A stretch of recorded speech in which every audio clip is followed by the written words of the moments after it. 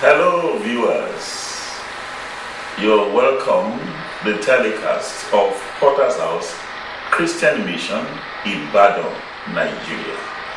It promises to be a time of blessing each time we come your way.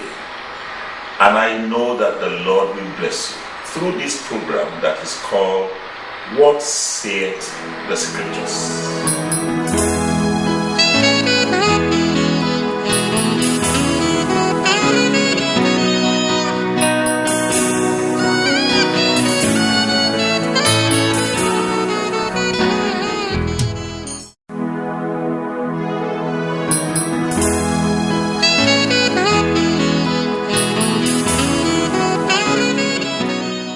That the only thing that drives away, that puts in a wedge in between God and man, is sin.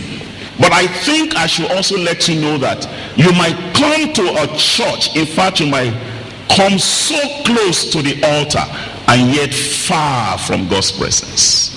Like Joshua the high priest, he was in God's presence and Satan was standing at his right hand. And I'm sure you know that when you say somebody is your right hand man, you are talking about somebody who is very close to your heart. Is it possible for us to think that what has come to us came because some demons just came to invade our economic landscape and make a wreck of our economy? I don't think so.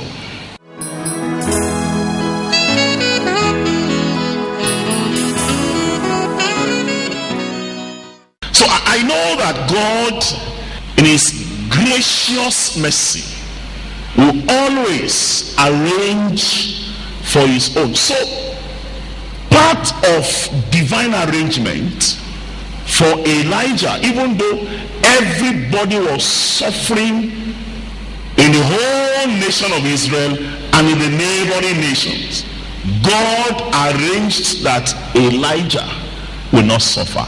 Can I just say a word of prayer to you, that in the midst of this economic crisis, the Lord will not allow you to suffer? Can I hear a very good amen? He is such a very caring Father. Caring, ever caring. We prevent him many times from showing who he is via our lives because of our misbehaviors, because of our inconsistencies, because of our sinfulness, disobedience. Our teacher in the class where I sat this morning spoke vehemently about disobedience in the life of Solomon. That even if as a husband he should control his wife, but God knew he would not be able to. That was why God warned him earlier on never to get married with strange women. Let me leave that and quietly come to the passage that I read this morning. So the Lord had asked Elijah to go to the brook called Cherith, and that ravens will be at his beck and call to feed him. And Elijah was there. The ravens will bring bread and meat in the morning, bread and meat in the evening. And so that man was eating meat pie every morning, and he drank from the water from the brook. But suddenly the brook dried, and I was surprised because it was the Lord who commanded Elijah to go to the brook called Cherith. I felt, since it was the Lord that led him there, that brook should not dry. But it dried, and the Bible gave us reason why that brook dried, because there was no rain from heaven. So your business acumen cannot sustain your business when there is no blessings from heaven. Your efforts cannot produce success when there is a disconnect between you and the God of heaven. No matter how great a river is, it is because there is still rain. When rain ceases over a long period of time, the river will also cease. Am I making sense at all? Oh, great. Don't boast in your connections. Don't boast in your great investments. Never you boast in your great achievements. They are there because God is still there. Once there is a disconnection, you are a goner. It's a matter of time. Look at the speed at which this blade is moving. Is spinning at a very high speed. It is because it is not disconnected from the source. Once there is a disconnection, you will notice that there will be a gradual reduction, and after a while it will come to a final stop. That's how a life is that is disconnected from God. For some time it will look as if everything is all right, but that's an accident waiting for time to happen.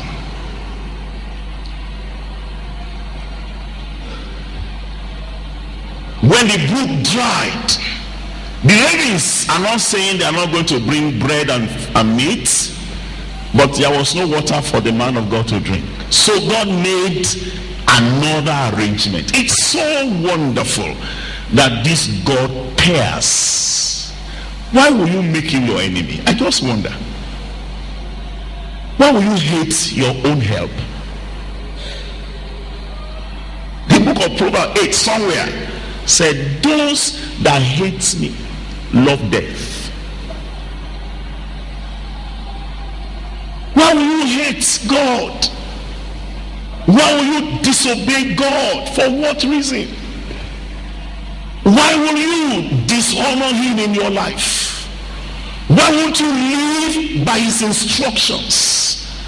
The man I made reference to that Christ met at a pool called Bethsaida, that man taught me a great wisdom the day he was healed. The Jews accosted him because he was carrying his bed, and behold, it was a Sabbath. They said to him, we are not against your healing, but we are against you carrying your bed. You should still leave this bed here because you will come back there.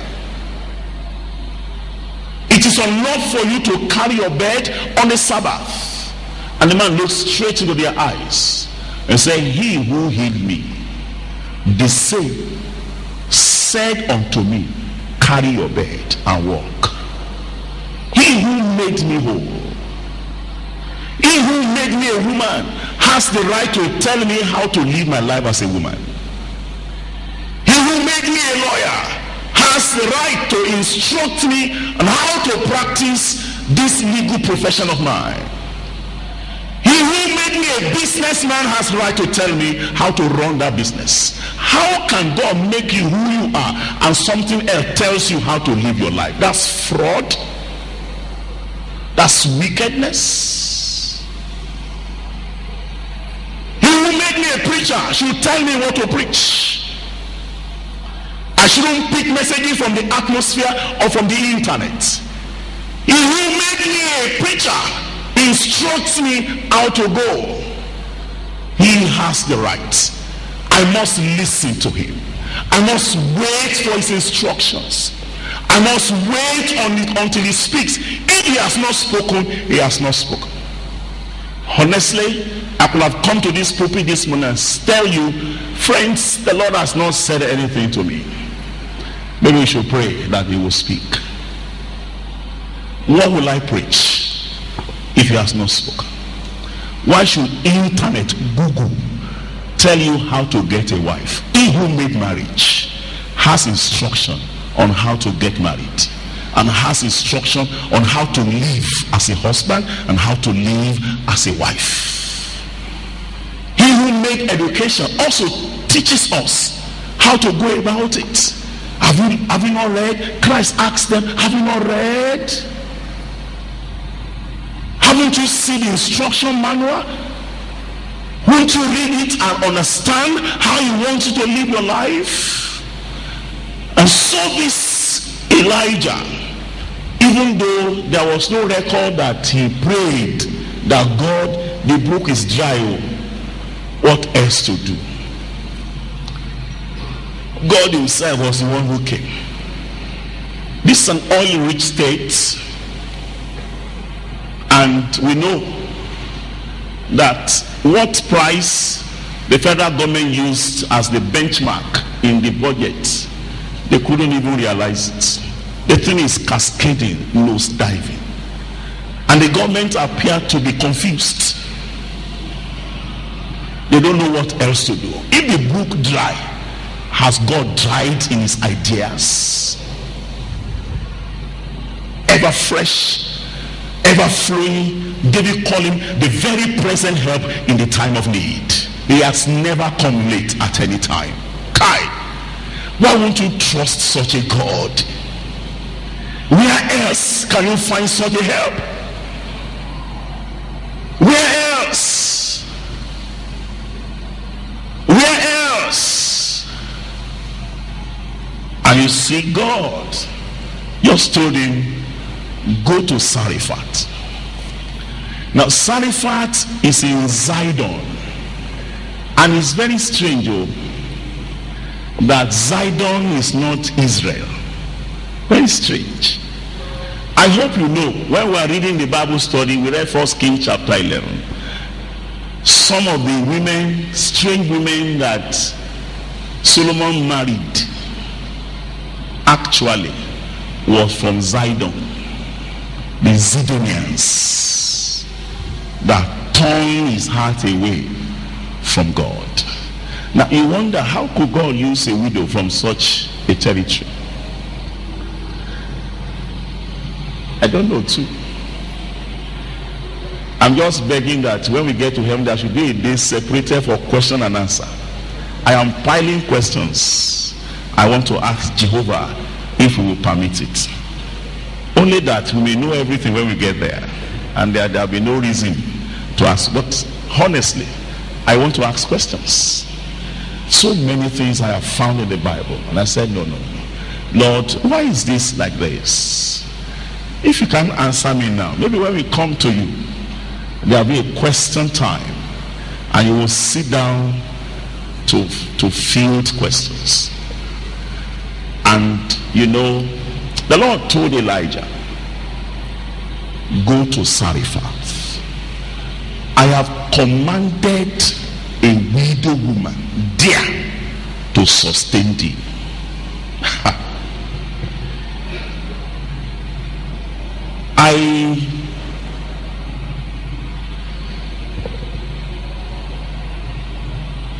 I know that as a pastor, there is a desire from the congregation to possibly earn the respect of the pastor or the priests, especially when it comes to the issue of money.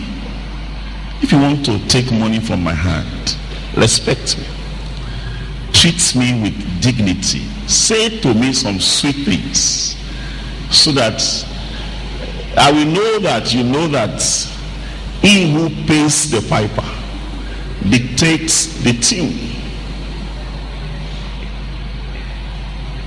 I know the reason you don't want to give is because the reverend is not respecting you the way you want him to respect.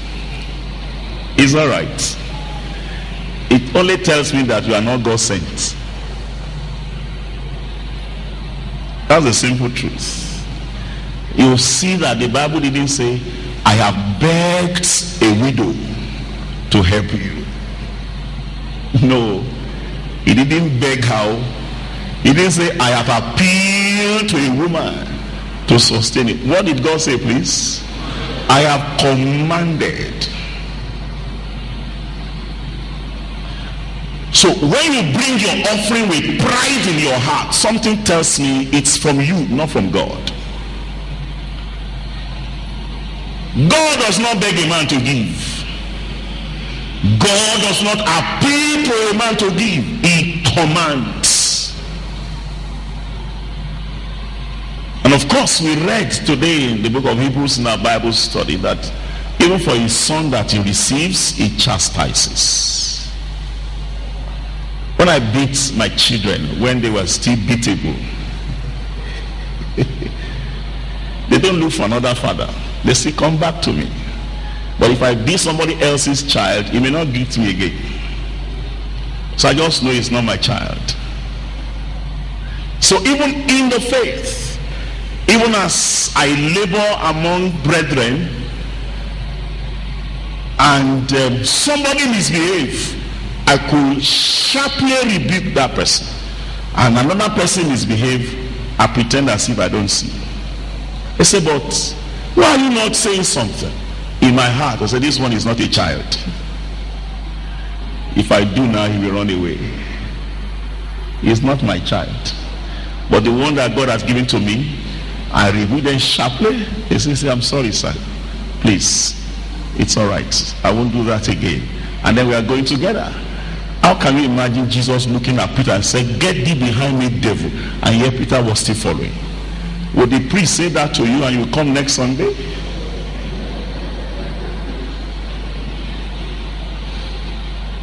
Ask yourself the truth. I'm just introducing this matter this morning.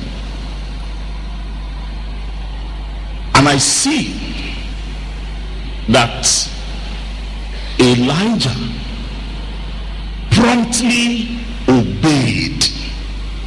That's strange.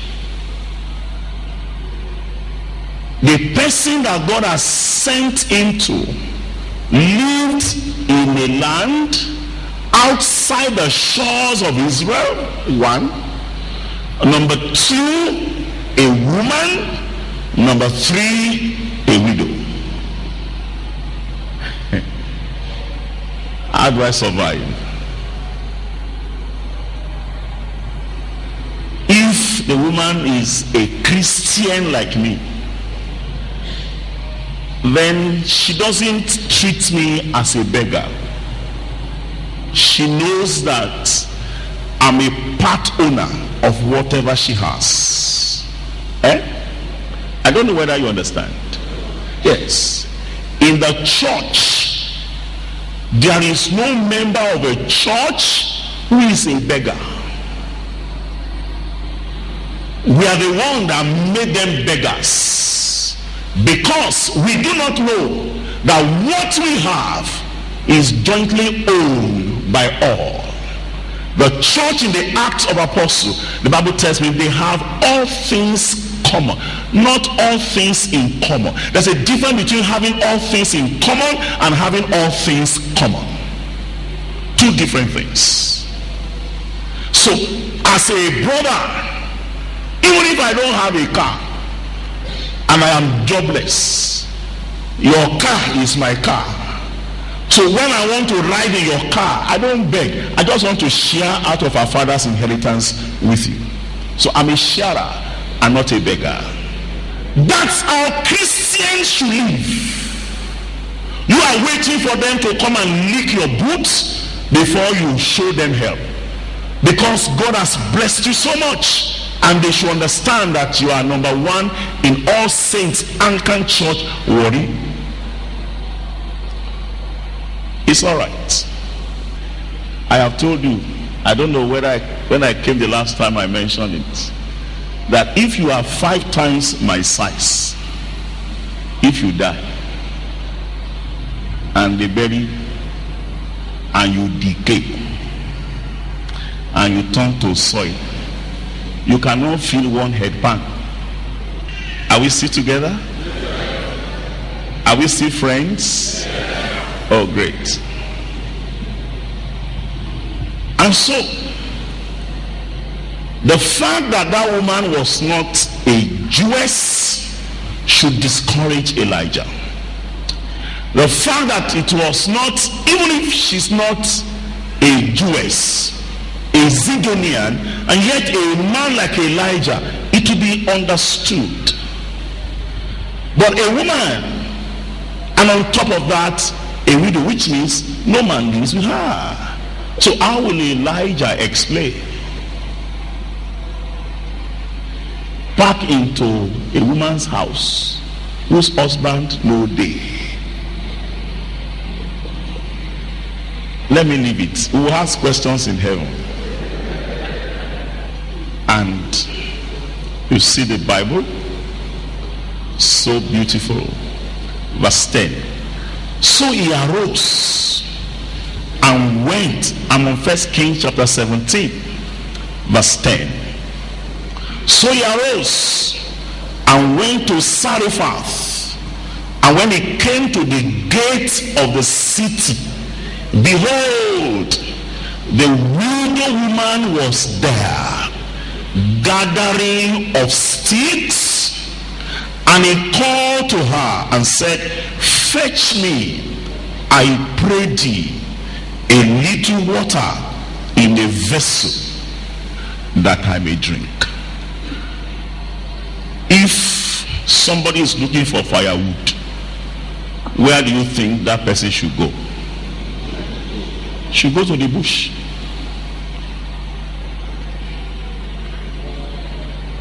As students of the Bible,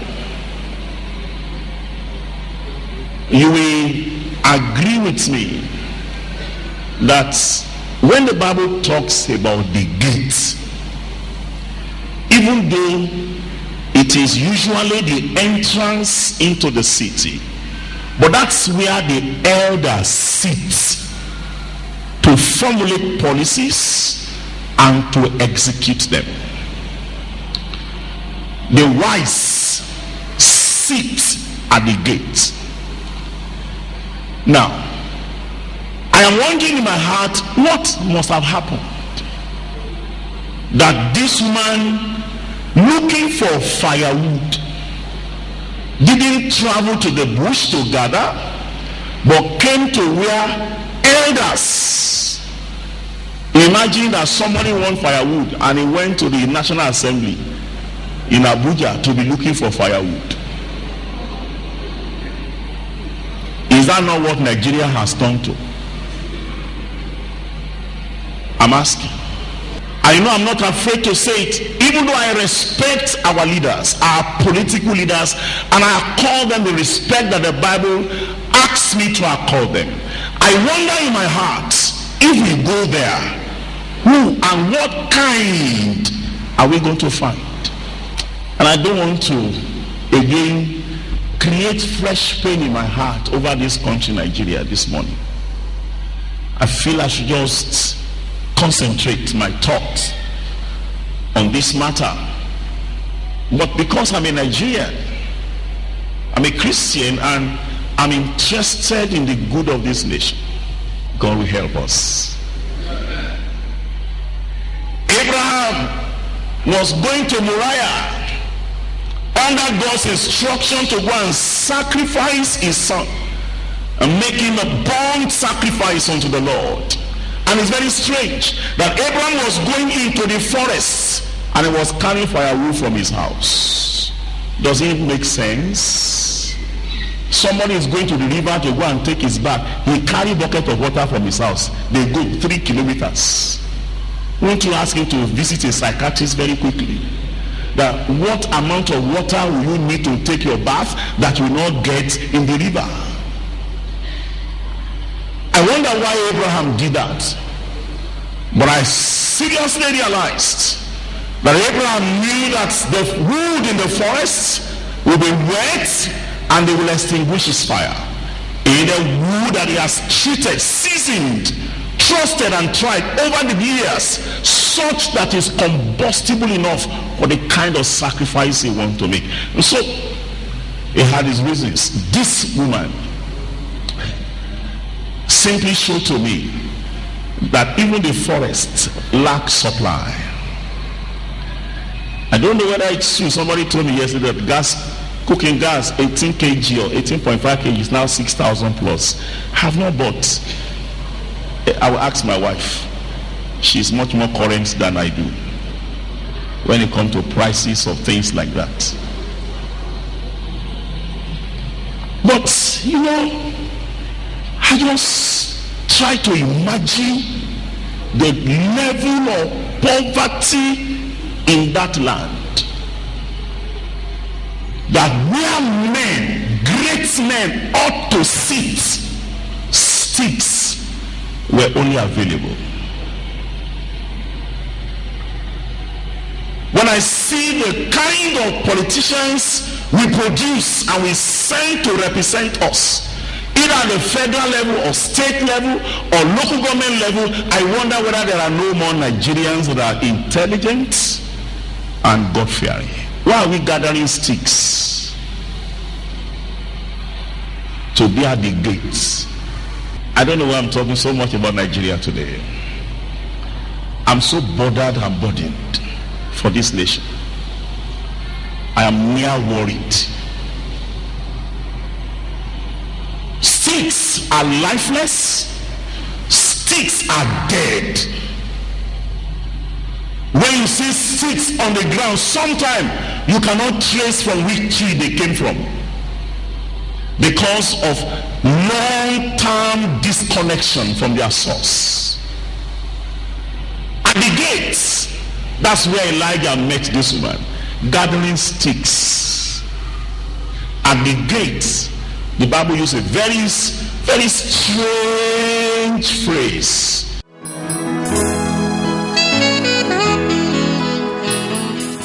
This program was brought to you by Potter's House Christian Mission, Bethfage, Alata Village, off Ijebu-Ode, Ibadan Road, Adebayo Idiayure, Ibadan, Nigeria. We believe that the Lord has richly blessed and challenged your heart by today's telecast. For further inquiries, prayers, and counseling, please contact us on